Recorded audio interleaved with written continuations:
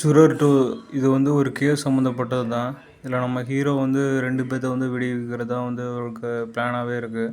ஒன்று பார்த்தீங்கன்னா வந்து ஜஸ்டின்னு இன்னொருத்தர் பார்த்தீங்கன்னா இந்த ஜேம்ஸு.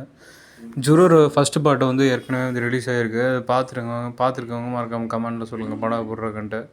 இப்போ இந்த 2வது பார்ட்டில் வந்து கதை எப்படி இருக்குன்னு பார்த்தீங்கன்னா, நம்ம நடுவர் இருக்கார்ல, நடுவர்னால் வந்து இவர் கெட்டவங்க, இவர் வந்து நல்லவர், இந்த குற்றத்தை வந்து செய்யலைன்னு வந்து கோர்ட்டுக்கு நடுவில் வந்து செஞ்சு காட்டுவார். அவர் தான் வக்கீல் வந்து என்ன பண்ணுறாருன்னா, 2 பேர்த்தையுமே வந்து நிரபராதின்னு சொல்லி வெளில தள்ளணும். ஒருத்தர் இல்லாட்டி இவர் வந்து தீவிரமானவர், இவர் தான் வந்து இந்த பணக்கார கொலையை வந்து செஞ்சுருக்கணும் அப்படின்ட்டு சொன்னாலும் அவருக்கு வந்து செட் ஆகாது. ஏன்னா அவரும் இவரும் இந்த 2 பேருமே இவருக்கு வந்து தெரிஞ்சவங்க தான். அதனால் வந்து இந்த 2 பேர்த்தையுமே விடுவிக்கணும் தான் வந்து இவரோட மைண்ட் செட்டாக இருந்தது. ஒன்று ஜேம்ஸை விடுவிச்சா ஜஸ்டினுக்கு வந்து தண்டனை வந்துடும். ஜஸ்டினை விடுவிச்சா ஜேம்ஸ் வந்து விடுதலை ஆயிடுவார், சந்தோஷமாக இருப்பார்.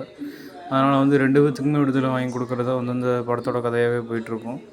அதனால் இந்த கோர்ட்டில் பார்த்திங்கன்னா வந்து ஜஸ்டினுக்கே சப்போர்ட் பண்ணி பேசிகிட்டு இருக்கனால வந்து நம்ம கோர்ட்டில் நடுவராக இருக்க அட்டார்னி ஆஃப் ஜெனரலுக்கு வந்து டவுட் வந்துடும்.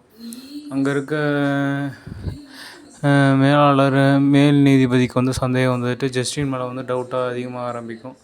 இந்த கேஸை வந்து இவர் எப்படி சால்வ் பண்ணுறாரு, ஒரு 2 விதத்தில் யார் நிரபராதி, யார் வந்து இந்த கொலையை செஞ்சுருக்காங்கன்னு வந்து ப்ரூவ் பண்ணுறது தான் வந்து இந்த படத்தோட கதையாகவே இருக்குது.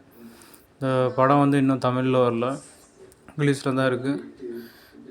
இந்த எக்ஸ்ப்ளனேஷன் பிடிச்சிருந்தா, இந்த கதையோட விளக்கம் தான், இந்த கதை பிடிச்சிருந்தா இதை போய் டவுன்லோட் பண்ணி பாருங்கள்.